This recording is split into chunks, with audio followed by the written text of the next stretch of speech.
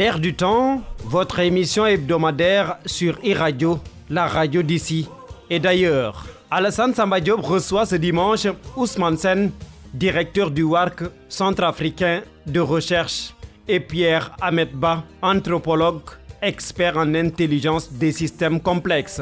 Le thème va porter sur les enjeux de la réforme du code électoral, la journée africaine de lutte contre la corruption. La bataille est-elle perdue d'avance au Sénégal?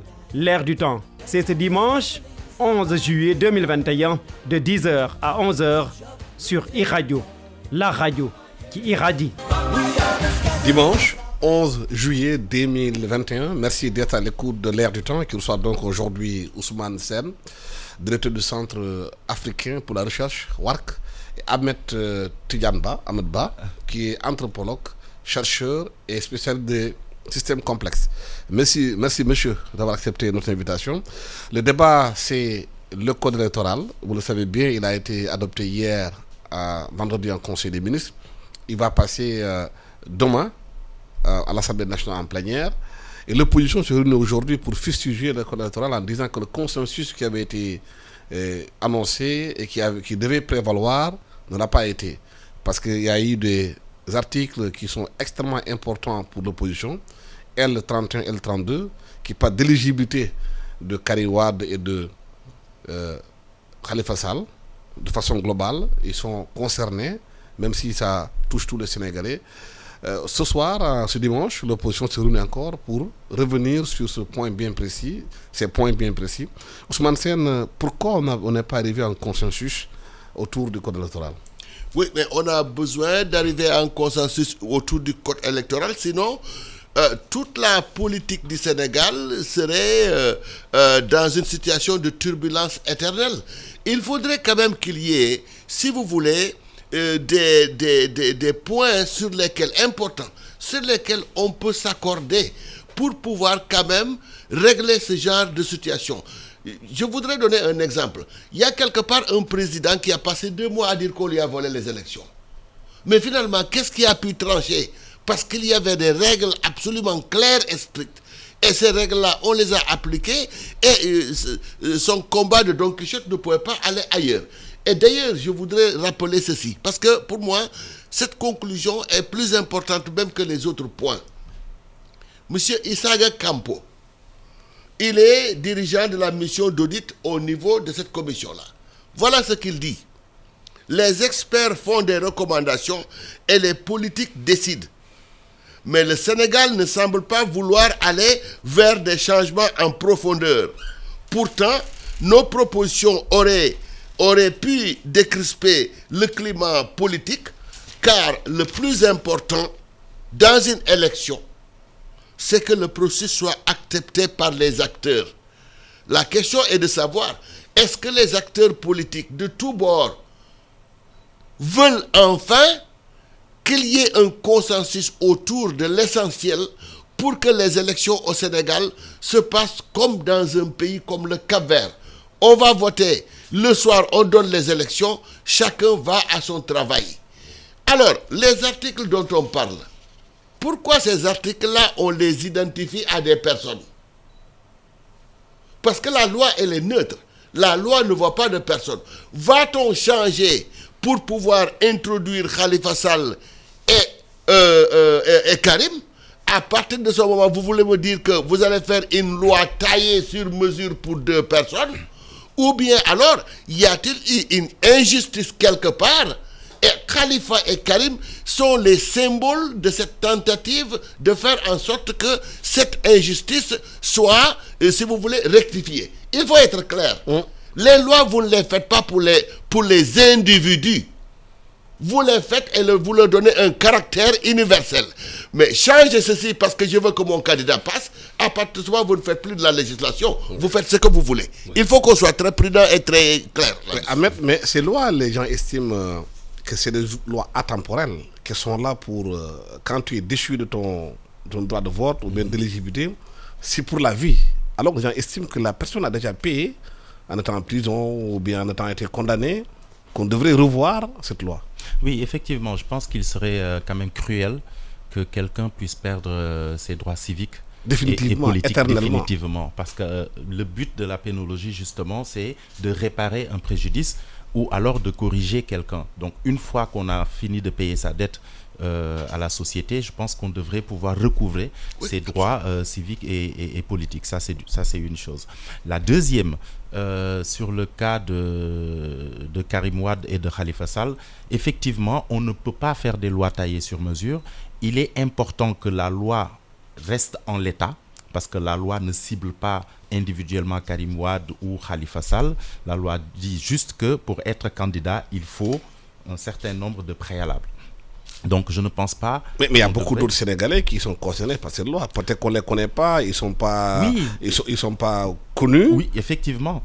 Effectivement. Donc ce qu'il faudrait faire maintenant, c'est mettre en place une loi qui permet de dire, ou en tout cas d'autres dispositions qui permettent justement à toute personne ayant déjà fini de payer sa dette à la société de pouvoir recouvrer ses droits civils et politiques.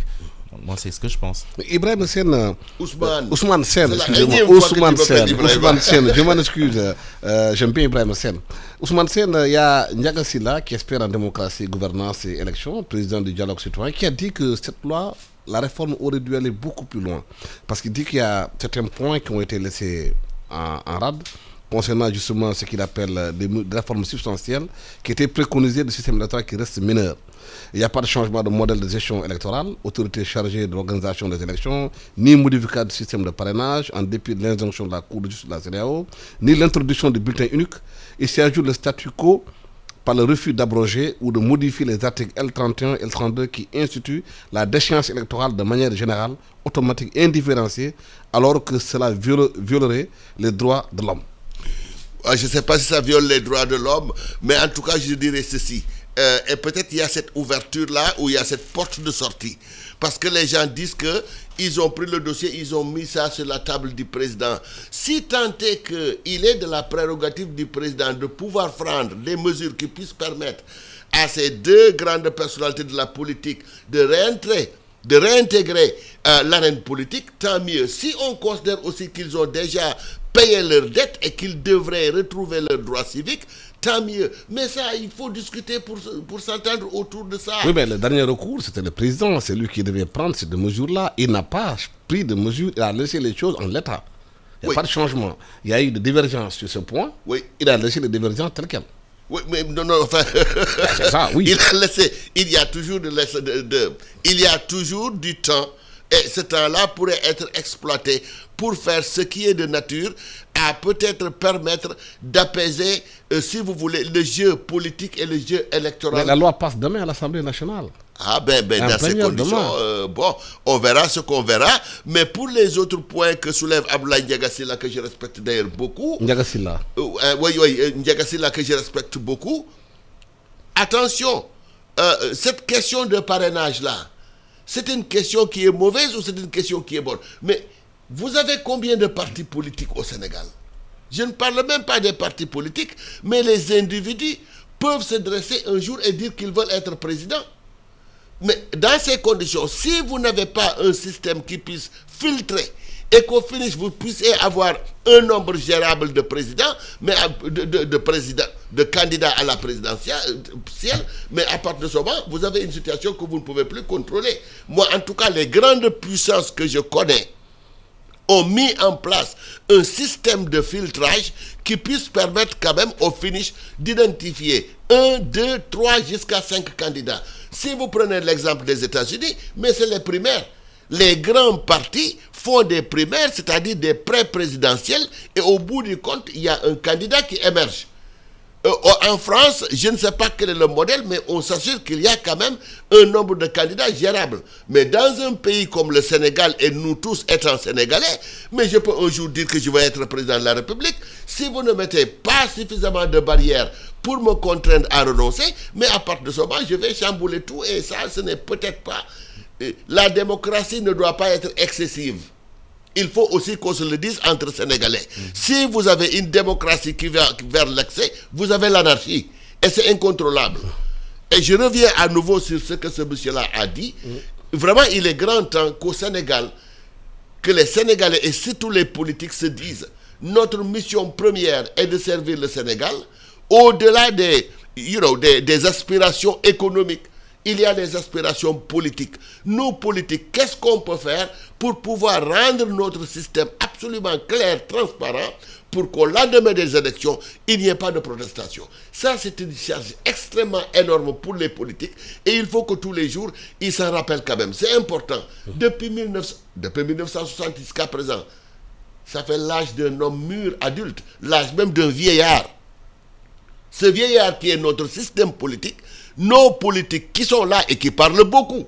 Oui, mais la vieillesse n'a rien à voir avec la maturité. Hein. Ça n'a rien à Pardon. voir. La vieillesse n'a rien à voir avec la Oui, maturité. mais comme ceux qui gèrent... On peut être vieux et immature. Hein. Oui, mais comme ceux qui gèrent cette vieille-là sont des gens sages, s'ils n'étaient pas sages... On suppose. Non, on suppose. Et ils se disent qu'ils sont sages, ils n'ont qu'à aller vers la sagesse. Le toilettage du système politique sénégalais, le toilettage du fichier électoral, certains disent, ce fichier électoral, on n'y touche pas, personne ne peut tricher avec d'autres cris, haro sur le bourricot. Autre chose, non, la question n'est pas terminée. On a parlé si vous voulez, d'un système de contrôle du processus électoral autonome. Oui, mais si on me disait que dans toutes les grandes démocraties, ça se passe comme ça, aux États-Unis, qui c'est qui donne les résultats? Non. Est-ce qu'il y a un corps qui donne les résultats? Mais c'est vous, journalistes, qui balancez les informations. Les États-Unis, c'est pas le Sénégal. Mais attention, en France, qui c'est qui contrôle les... Non plus, c'est pas le Sénégal aussi. Oui, mais pourquoi le Sénégal veut absolument dire que un ministre, quel qu'il soit, il n'est pas fiable? Chaque fois qu'il donne les résultats, il va donner pour son parti. Au nom de quoi? Le général Cissé a fait ses preuves ici. Et le général Cissé est un Sénégalais comme tout le monde. Il était ministre de l'Intérieur. Je crois que ce serait bien aussi que ça, on en tienne compte. On peut mettre en place un système autonome, je le souhaite, mais il ne faut pas aussi qu'on se dise que tout ce qui est proche du gouvernement est pourri. Ça, vraiment, c'est pas acceptable. Oui, au camp de Karim Wade, les gens réclament plus la reprise du procès, de revenir sur la situation. Est-ce que ça aussi, ce n'est pas dans une situation qui va envenimer davantage les divergences? Oui, moi je pense que le cas Karim Wade n'est pas encore vidé, ce qui est très différent du cas de Khalifa Sall. Le cas Karim Wade n'est pas vidé parce que la grande instance qui se trouve être les Nations Unies ont demandé à ce qu'il soit rétabli dans ses droits et que même qu'on lui paye des dommages et intérêts. Donc je pense qu'à ce niveau-là, ayant ratifié les conventions des Nations Unies, le Sénégal devrait se plier et se dire qu'ils ont échoué. Donc à ce niveau-là, il n'y a pas de problème. Moi, je pense que le cas Karim Wade n'est pas terminé. On ne le réglera pas en changeant le code électoral, pas du tout. Mais je pense que c'est un cas qui sera réglé d'ici les prochaines élections présidentielles. Ça, c'est clair. À moins que le Sénégal ne s'entête justement à violer les conventions internationales. Mais cette crispation aujourd'hui de la classe politique sénégalaise, la façon dont les différentes parties et partis sont en train de travailler, est-ce qu'on ne va pas droit vers le mur? Oui, on va droit vers... Vous savez, il y a en sciences politiques maintenant, on utilise beaucoup un nouveau concept qu'on appelle intégrité électorale.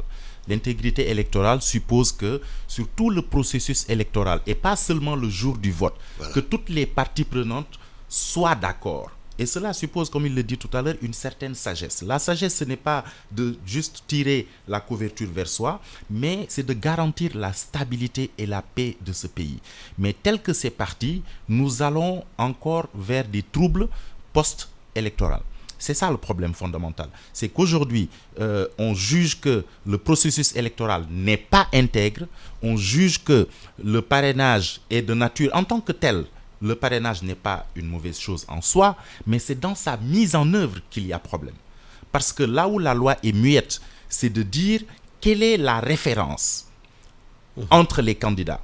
Si le président de la République, comme ce qui s'est passé en 2019, est le premier à déposer sa liste de candidatures, il va de soi que pour qu'il y ait doublon, il faut que sur la deuxième ou la troisième ou les listes qui suivent, des mêmes signatures se retrouvent dans les signatures qui ont été déposées par la mouvance présidentielle.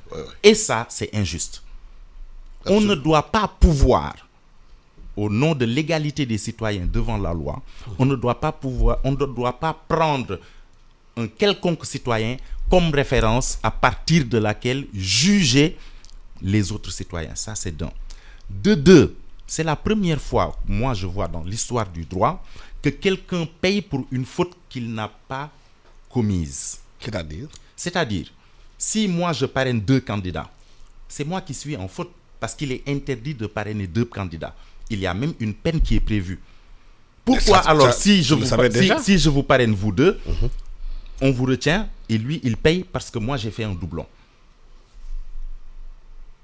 À mon avis, c'est anticonstitutionnel. Absolument. Donc, il faudrait revoir la mise en œuvre. Il faudrait peut-être permettre à une personne de pouvoir parrainer plusieurs candidats. Parce qu'une personne n'est pas... Jusqu'au jour du vote, et les gens, ils hésitent entre 2 ou 3 candidats. Ce qui veut dire qu'on doit pouvoir parrainer 2 ou 3 candidats, tout au moins. Moi, c'est ce que je pense. Je pense qu'il faut un système de parrainage parce que cela reflète la légitimité de pouvoir prétendre, parce que si on ne peut pas réunir 66 000 signatures, en fait, on va aux élections présidentielles. Pourquoi? Je pense qu'il est indispensable de maintenir le parrainage. Mais il est tout aussi indispensable de revoir les modalités de mise en œuvre de ce parrainage. Oui. Mais est-ce que, comme l'a dit Ndiaga Sylla, parce qu'il a fait un texte qui est assez intéressant, 2 ans de discussion, de négociation, de dialogue politique, après on arrive à ce résultat où les dissensions continuent. Et est-ce que le dialogue politique, au fond, n'est pas une grosse perte de temps? Une grosse perte. Puisqu'on n'arrive pas à s'entendre. Oui, une grosse perte de temps et d'argent. Mais y a-t-il une solution alternative? Il n'y en a pas. Donc, on remet sur la table ce mot que j'ai utilisé et que mon ami Ba accepte absolument, la sagesse des politiques. C'est-à-dire, ce petit jeu politicien qui émaille tous les jours, tous les mois, toutes les années le jeu politique sénégalais, il faut que quelque part, au moins, les gens s'élèvent un peu et un peu de hauteur et pour dire que ce n'est pas tant ma personne, ce n'est pas tant ma candidature, mais la cause pour laquelle je vais me battre ici est une cause pour le peuple sénégalais. Autant si j'étais élu, j'aurais servi le peuple sénégalais, autant lorsque je me bats pour que le jeu politique sénégalais soit clair et transparent, j'aurais aussi servi le peuple sénégalais. Mais est-ce que ce discours passe chez une classe politique qui semble être aveuglée par le pouvoir, qu'elle soit de l'opposition ou du pouvoir? Oui, mais enfin, on est tenté de le dire. Au fond, c'est le fauteuil qui les intéresse, pas les Sénégalais qui souffrent, qui sont dans les on est tenté de le dire. Dans les discours, on entend rarement parler de la préoccupation des Sénégalais, leur vie de tous les jours. On ne parle que de pouvoir, pour le pouvoir. Oui, c'est vrai, mais je reconnaîtrai aussi ceci. Si c'est des poursuites personnelles, des intérêts personnels, ils payent beaucoup pour arriver à ces intérêts. Honnêtement, Alassane, je te dis, je n'aimerais pas être à la place d'un politique ou d'un dirigeant d'un parti politique où je n'aspirerai pas à ces choses parce que vous n'avez plus de vie et vous payez beaucoup. En plus de ça, le peuple vous corrompt puisque vous êtes obligé de tout le temps sortir votre argent pour pouvoir les avoir derrière vous. Ça coûte extrêmement cher. Bon, est-ce que c'est des ambitions personnelles? Certainement, quelque part. Mais quand même aussi, quelque part, il faudrait qu'il y ait ce quantum qu'on devrait donner au peuple, à la cause sénégalaise, et qui voudrait que, quand on y va, on ne voit pas que son propre visage seulement. Il faudrait qu'on voit les autres et qu'on se pose la question, au-delà de mes aspirations personnelles, qu'est-ce que je peux faire qui puisse permettre aux Sénégalais de dormir tranquille? Oui. Les échéances électorales, que ce soit dans les villages, que ce soit dans les petites villes, que ce soit à Dakar, on ne dort plus. Pourquoi ce terrorisme de la politique? Mais est-ce que justement on n'est pas en face d'une dégradation de la qualité de la classe politique sénégalaise, de façon globale? On avait quand même des monstres, entre guillemets, qui faisaient de la politique, qui avaient de la hauteur, de la vision. Là, on a l'impression qu'on est dans un capharnaüm où chacun fait ce qu'il veut. Voilà, ce qui l'intéresse, c'est le pouvoir pour le pouvoir. En fait, nous sommes dans une société qui est en grande mutation. Le Sénégal est une société en grande mutation, une mutation hyper dynamique. Je ne dis même pas super, mais hyper dynamique. Il y a énormément de changements. Mais avec une dégradation des valeurs. Et ça, c'est une dégradation des valeurs. Mais il y a aussi l'apparition de ce qu'on pourrait appeler de nouvelles valeurs. C'est-à-dire là où l'éthique, par exemple, ou la morale, ou le bien commun avait un sens, on se retrouve avec de nouveaux comportements qui tendent à ensevelir ces valeurs-là. Les valeurs ne disparaissent pas. Les valeurs sont toujours là. Mais il y va de la responsabilité de tout un chacun, de la morale de tout un chacun. Et à partir du moment où on parle de morale, il n'y a plus de dénominateur commun. C'est-à-dire, chacun y va avec sa propre vision, avec ses propres ambitions. Effectivement, au Sénégal, la classe politique s'est beaucoup dégradée. On avait effectivement de grands hommes, il y avait beaucoup de courtoisie, beaucoup de sagesse, beaucoup de discipline et beaucoup d'égards parmi les hommes politiques. Ça n'existe plus. Aujourd'hui, effectivement, on a l'impression que tout ce qui intéresse l'homme politique, c'est d'arriver au pouvoir. Pour seulement talk, comme on dit en Wolof, mon fi nek. Je ne vois pas quelle est l'idéologie que défendent certains partis politiques. Et quel est l'impact justement de ce comportement, ces discours guerriers chez les jeunes? Des points de vue qu'on a constaté que même au niveau de l'éducation, de l'instruction, c'est devenu une catastrophe dans nos écoles. Oui, en fait, il faut dire que l'indiscipline est partout. C'est ça la vérité. L'indiscipline est partout. Malheureusement, l'indiscipline a trouvé un catalyseur. C'est ça la vérité. Il y a de l'indiscipline partout. Il y a une défiance de l'autorité, pas seulement l'autorité politique, mais tout aussi l'autorité administrative, l'autorité scolaire, l'autorité universitaire. Toutes les autorités familiales et même religieuses sont aujourd'hui défiées par cette jeunesse qui pense qu'elle a droit à tout. Parce qu'il y a des hommes politiques qui cristallisent toute cette défiance-là et qui en font une arme de bataille. Nous sommes dans un pays où on a appris à notre jeunesse qu'elle n'a pas de héros. Et cette jeunesse est à la recherche de son héros national. Et ça, c'est pratiquement toutes les générations. D'aucuns ont fait d'Abdoulaye Wade leur héros. D'autres ont fait de Abdou Diouf leur héros. D'autres ont fait de Senghor leur héros. D'autres ont fait de Lamine Gueye leur héros. Il y en a qui font aujourd'hui de Ousmane Sonko leur héros parce qu'ils se disent voici quelqu'un qui a, je ne peux même pas utiliser cette expression-là, mais qui a le culot de faire face à tout un système. Mais attention, c'est là qu'il faut faire très attention. Parce que ce qui est important, ce n'est pas d'avoir le culot, c'est d'avoir l'intelligence. C'est d'avoir l'intelligence et de la mesure. Parce qu'on est en politique. Et le but de la politique, c'est de gérer la cité. C'est de régenter. Alors, il ne faudrait pas que ce qui est aujourd'hui semé puisse être récolté demain et contre ceux qui prétendent au pouvoir. Je m'explique. Si aujourd'hui, on enseigne à notre jeunesse que pour arriver à avoir quoi que ce soit dans ce pays-là, il faudra casser, brûler, insulter et attaquer les forces de sécurité, demain, quel que soit celui qui arrivera au pouvoir, il fera face au même problème. Alors, comment régler aujourd'hui ce problème-là? Moi, je pense que la question fondamentale qui est posée aussi par le code électoral, c'est de savoir comment faire pour apaiser le climat politique qui a une forte influence sur le climat social. Parce que tout est politisé dans ce pays-là. Il n'y a qu'à regarder la presse tous les jours. On ne parle que de politique. Les hommes politiques sont l'alpha et l'oméga de notre existence. Donc comment aujourd'hui, avec ce code électoral-là, permettre à tous ceux qui peuvent prétendre à la magistrature suprême, à tous ceux qui aujourd'hui représentent une opinion et portent les aspirations d'un certain nombre de Sénégalais de participer aux élections. Parce que ce qui se passe aujourd'hui est le résultat des dernières élections. On a barré la route aux deux grands partis de ce pays-là. Et ce faisant, on a ouvert la voie à un troisième larron. Est-ce que nous devons aujourd'hui empêcher toute cette classe sociale qui porte ses aspirations sur Karim Wade ou sur Khalifa Sall de ne pas pouvoir s'exprimer et d'aller vers des votes sanctions en 2024? Attention,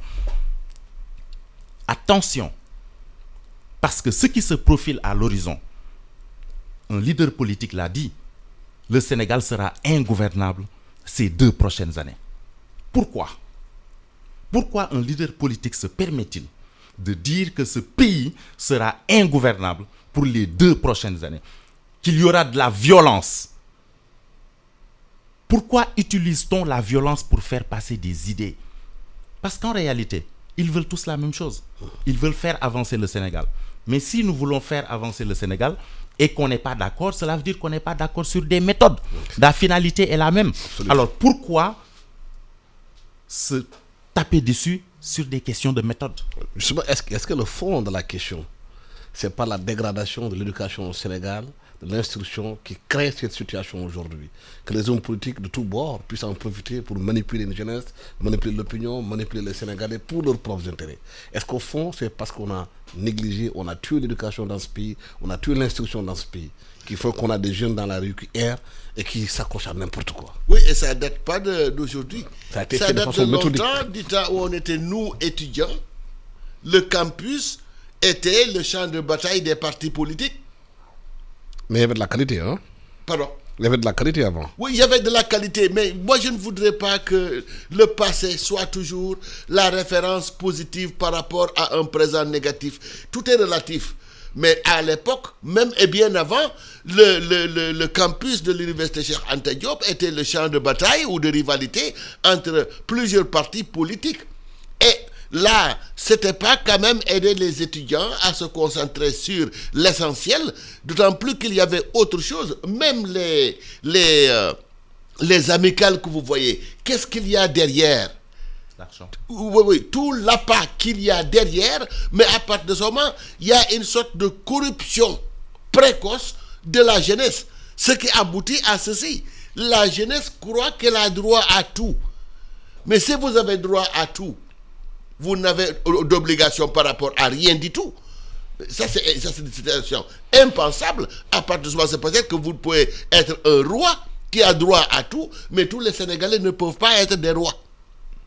Il y a aussi ce qu'il a dit et qui émaille nos campus, qui émaille la rue. Comment se fait-il qu'on soit dans une situation où la violence est l'instrument que l'on utilise pour véhiculer des idées? Mais j'aurais bien voulu croire, et je crois fermement, que les idées, pour les véhiculer, il vous faut engager une discussion, un débat, et vous ne pouvez pas débattre dans la violence. Mais l'histoire politique du Sénégal est émaillée de violence. Oui, depuis Senghor jusqu'à Lamine Gueye, jusqu'à aujourd'hui, a été toujours violent. Oui, mais justement, une violence quand même canalisée, parce que cette violence-là, si elle était débridée... Il y a eu une manifestation ici contre Senghor, il y a eu 40 morts. Non, je sais bien, mais si on n'avait pas réussi à canaliser cette violence, on ne serait plus là. On ne serait plus là. Je crois que la violence, de toute façon, est une expression nécessaire de la vie humaine quelque part, mais quand cette violence sort, il faut savoir la canaliser. On ne peut pas vivre sans violence, c'est impossible. Mais il faut que la violence occupe des périmètres, occupe des moments de notre vie pour nous permettre de sortir notre trop-plein de frustration et revenir à des êtres humains normaux pour pouvoir continuer la vie. Mais je dis donc que cette violence-là, si elle est le moyen d'expression des idées, à partir de ce moment, on ne sait pas où on est. Parce que vous ne pouvez pas exprimer des idées dans la violence. Le grand recteur Souleymane Niang disait à l'époque, l'université est un espace de paix. C'est extrêmement important parce que cette violence physique, une violence verbale, et dans la discussion des idées, on peut la comprendre, mais une violence physique, et qui est récurrente tous les ans, le jet de pierre, ça devrait être l'emblème de l'université Cheikh Anta Diop et de l'université Gaston Berger. Jet de pierre. Dans ces conditions, c'est pas lux mea lex, mais c'est lapis mea lex, la pierre, kher. C'est ça ma loi. Alors si on en arrive à lapis mea lex, mais ça veut dire qu'il faudrait qu'on revoie quand même notre copie. Parce que et remettre en question certaines certitudes. Il est anthropologue, mais moi je mets sur la table. Quand on jette un regard sur la situation du Sénégal, pratiquement à l'unisson, tout le monde dit perte des valeurs. Quelle valeur?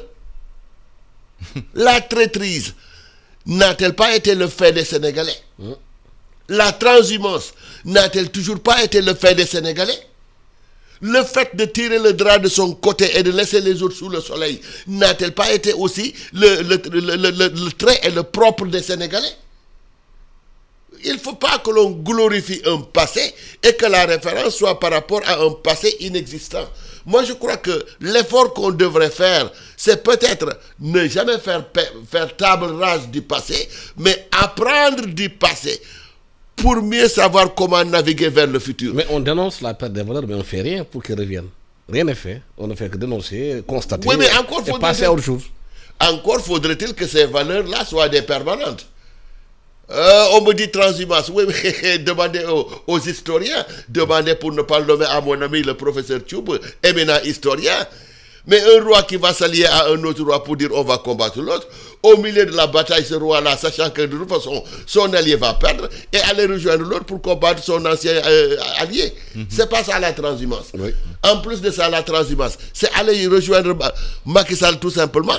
Si vous allez rejoindre aussi un ténor de l'opposition pour avoir un poste de député quelque part, vous ne faites pas de la transhumance.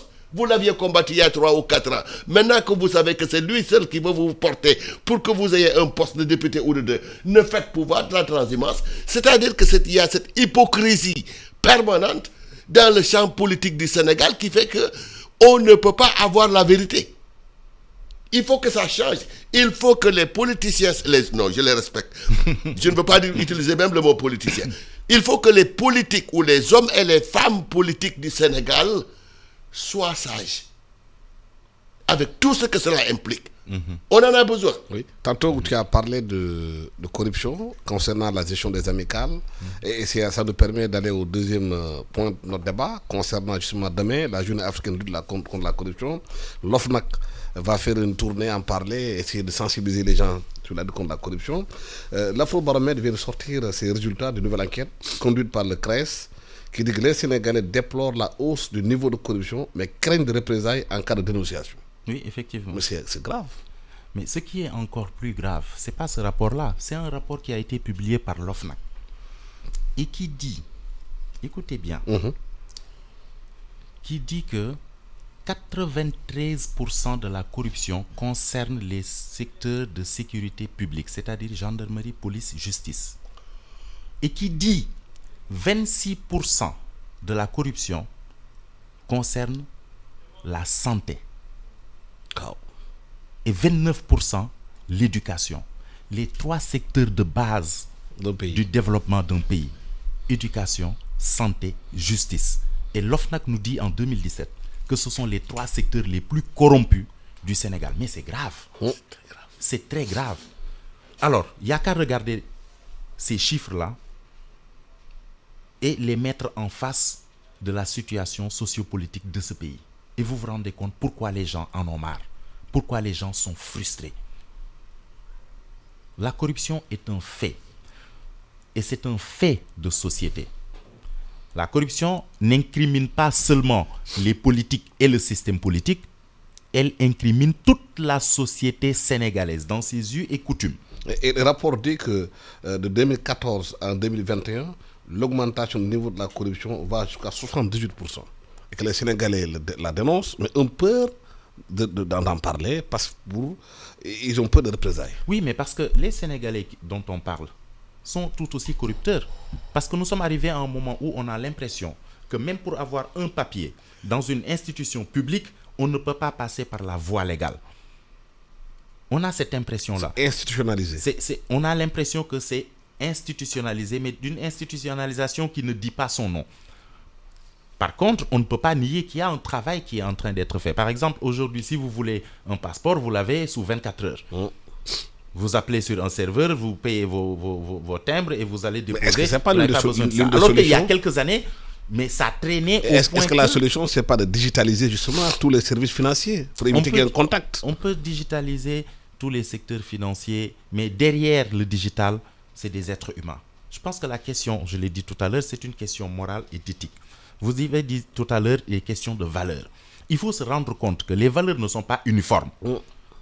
Les valeurs d'un Tchoubalo ne sont pas les valeurs d'un berger Peul. Ce ne sont pas les valeurs d'un Serer, ce ne sont pas les valeurs d'un Djola. Alors il faut que les gens arrêtent de dire non valeurs ou nous avons perdu nos valeurs. En général, je mets remet en question celui qui tient ce discours-là. Parce qu'il ne se base sur aucun fondement apparent, réel. La corruption est un fait de société. C'est la société sénégalaise toute entière qui a des pratiques qui s'apparentent à de la corruption. Est-ce qu'il faut changer ces pratiques-là? Et là, on va vers une communication sociale et culturelle. Ou est-ce qu'il faut légiférer? Et là, on met la société contre le droit. Et ça devient un droit obscur. Vous comprenez ce que je veux dire? Absolument. Donc, c'est là où se situe le problème de la corruption. Njegu Guro. Moi,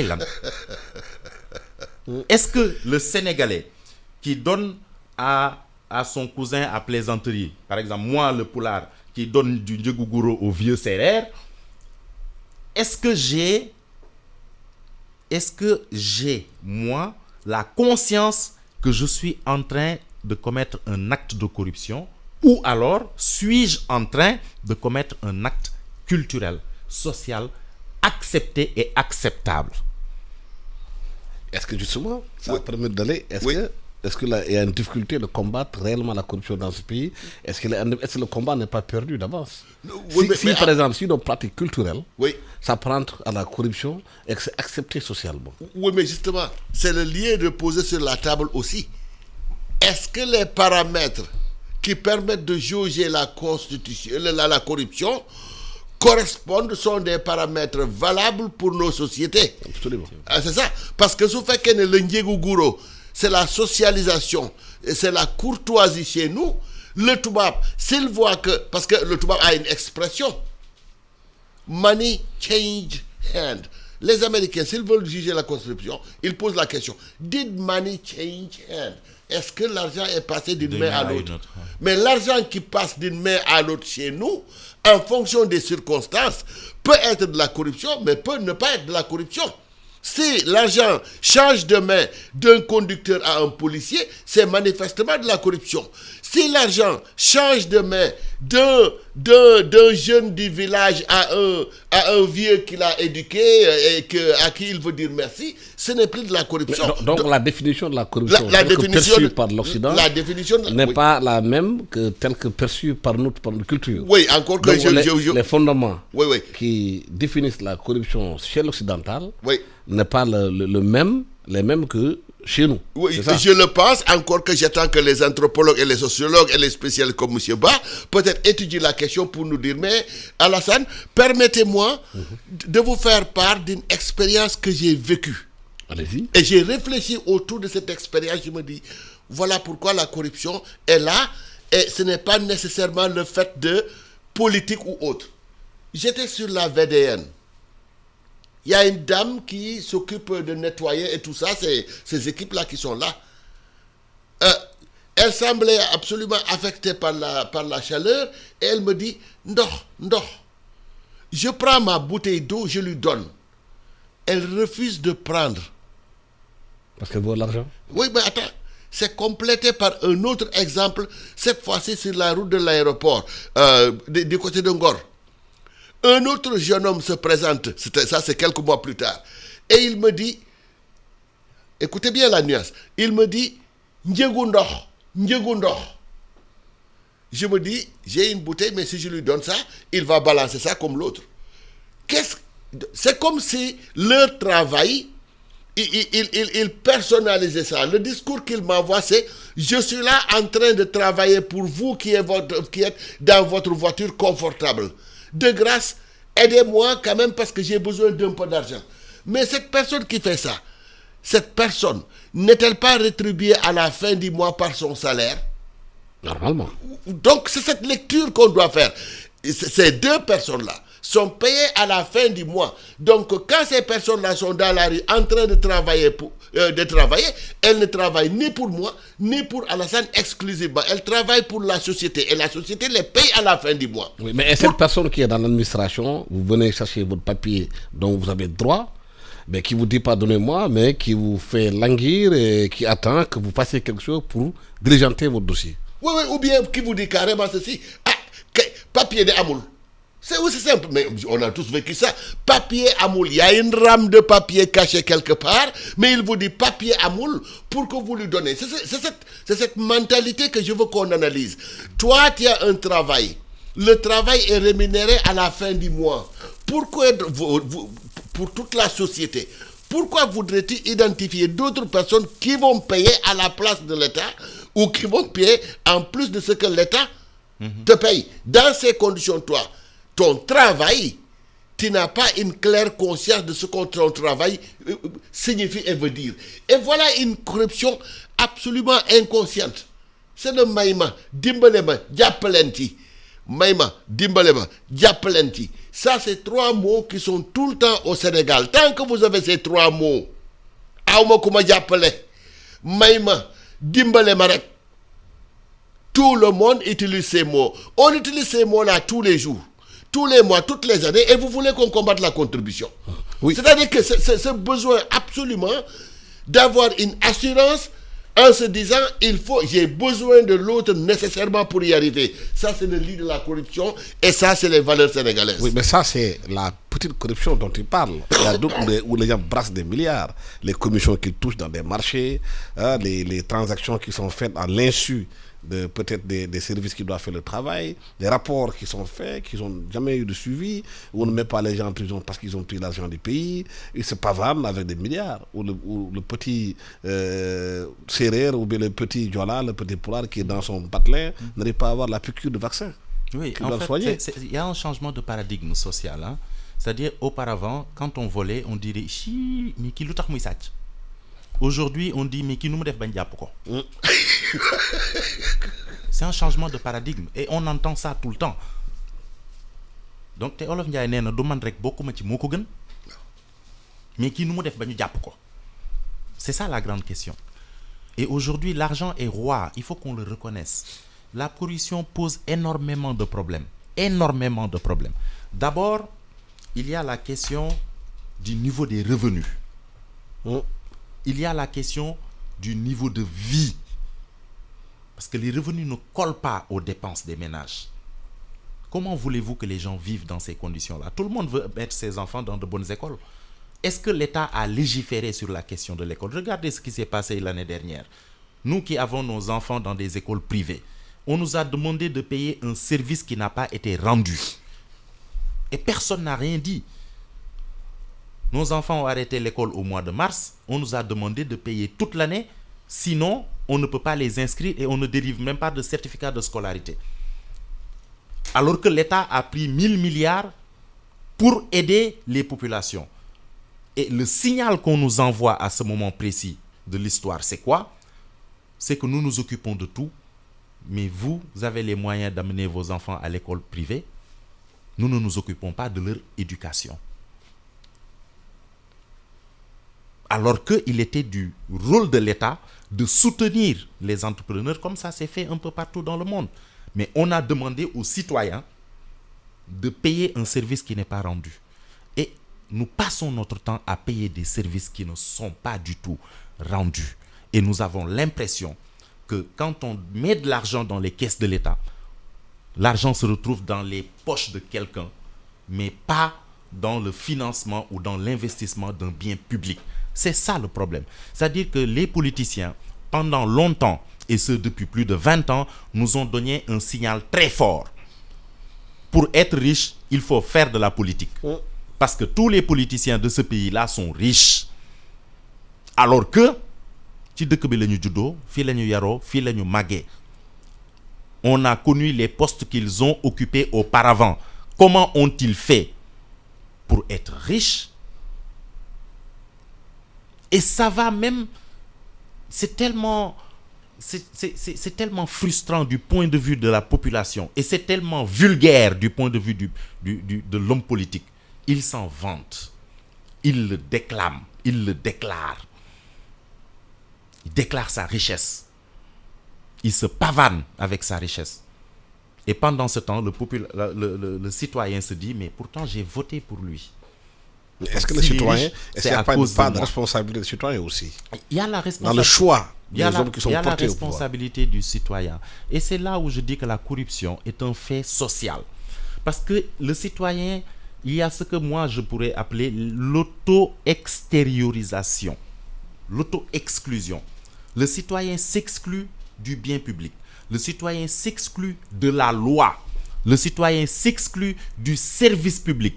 Le citoyen a comme l'impression que pour qu'il bénéficie de ce qui aurait dû être son droit et qui est effectivement son droit, il faut qu'il mette la main à la poche. Je vous ai dit tout à l'heure, la santé, l'éducation et la justice. Les fondamentaux de notre État et de tout État sont les services les plus corrompus. Ce n'est pas moi qui le dis, c'est l'OFNAC qui le dit. Alors, à partir de ce moment, c'est-à-dire qu'à chaque fois que le citoyen ne peut pas s'empêcher en une année ou dans le même mois d'avoir affaire soit à la justice, à l'éducation ou à la santé. Et à chaque fois qu'il réclame ce qui lui est dû parce que c'est son droit, on lui demande de payer en sus, explicitement ou implicitement.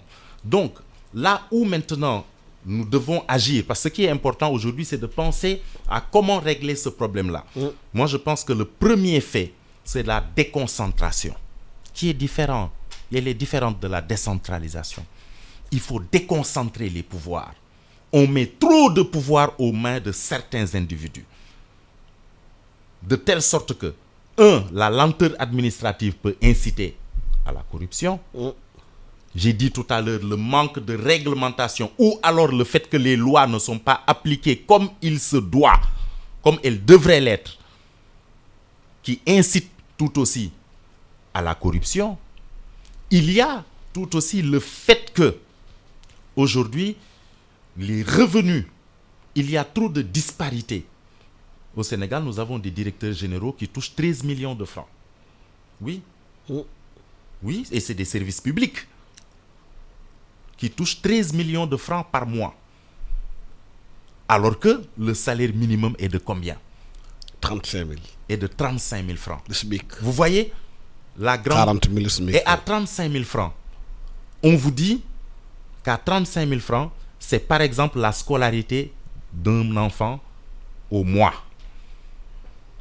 Nous avons condamné cette personne-là, qui reçoit 35 000 par mois, à mourir pauvre. Et toute sa descendance, nous l'avons condamné à mourir pauvre. Parce qu'ils ne bénéficieront ni de services sociaux de base de qualité, ni de santé de qualité, ni d'éducation de qualité. Il y a une question qui revient tout le temps, et à chaque fois qu'on discute, ça revient tout le temps, c'est l'égalité des citoyens, la justice sociale. Tant qu'on ne réglera pas la question de l'équité sociale, on ne réglera pas le problème de la corruption. Est-ce que l'État est capable de lutter efficacement contre la corruption quand on a vu ce qui s'est passé avec la CREI, avec l'OFNAC, les rapports qui sont faits, qui sont dans les tiroirs? Je dirais que l'État devrait faire des efforts parce qu'il y a des pesanteurs. Et je donne un exemple. Vous vous engagez en politique. Vous êtes en redressement fiscal. Au lieu d'accepter d'aller payer vos impôts, vous allez dire on s'acharne contre vous parce que vous êtes un opposant politique. Ce jeu de cache-cache, ce jeu qui veut que, bon, quand on vous prend, vous vous cachez derrière des protections qui sont factices et soulevez le peuple, poussez le peuple à se lever. Les forces maraboutiques, vous faites des bévues, on vous prend, vous appelez votre talibé. Est-ce que justement, c'est pas parce qu'il y a deux poids deux mesures dans ces redressements fiscaux?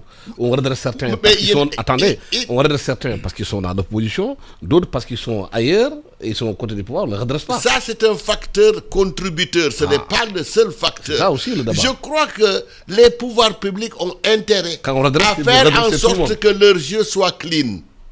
Parce que vous ne pouvez pas quand même laver les écuries d'Ogia ailleurs alors qu'il y a chez vous des écuries d'Ogia cachées.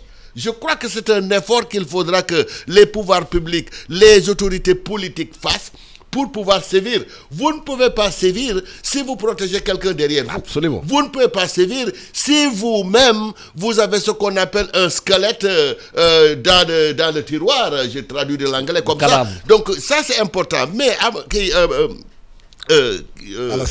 Alassane, avant de terminer, et parlant de valeur, je voudrais faire un petit rappel, très rapidement. Oui. Alassane, le garmi dans la tradition sénégalaise, c'est quoi? C'est une question rhétorique. Le samba linguère, c'est quoi? Youssou Ndour, il a chanté un héros sénégalais. Qu'est-ce qu'il disait? Birima, vous connaissez la chanson? Birima, faut qu'on fasse Munga Yap Dinan. Mais Birima, ce qui lui permet d'avoir de la viande à bouffer à longueur de journée et du dolo à boire à longueur de journée, il tire sa doux. Khalis me fan le koy jëlé Birima. Birima ne travaille pas, il ne soulève même pas un brin de balai. Te faut qu'on fasse Munga Yap Dinan. Fan le koy jëlé. Samba Linguère garmi soo génnewul alal joxe ko ti ne ni garmi ni Samba Linguère. Mais si vous sortez l'argent, si vous sortez vos propriétés, vous les donnez comme ça, sans rien demander aux gens, ça veut dire que vous les tenez et demain vous pouvez les exploiter et les manipuler comme vous voulez. Le Sénégal d'hier avait des valeurs, mais arrêtons de dire qu'il y a la perte des valeurs. C'est pour ça, ces valeurs-là, il faut qu'on les revoie et qu'on vive avec aussi le présent et le futur plutôt que de tourner les yeux vers le passé éternellement. Voilà. Le temps que nous avons terminé. Merci infiniment Ibrahim. Ousmane Sène. Je viendrai plus. Merci à Ousmane Sène, directeur du WARC.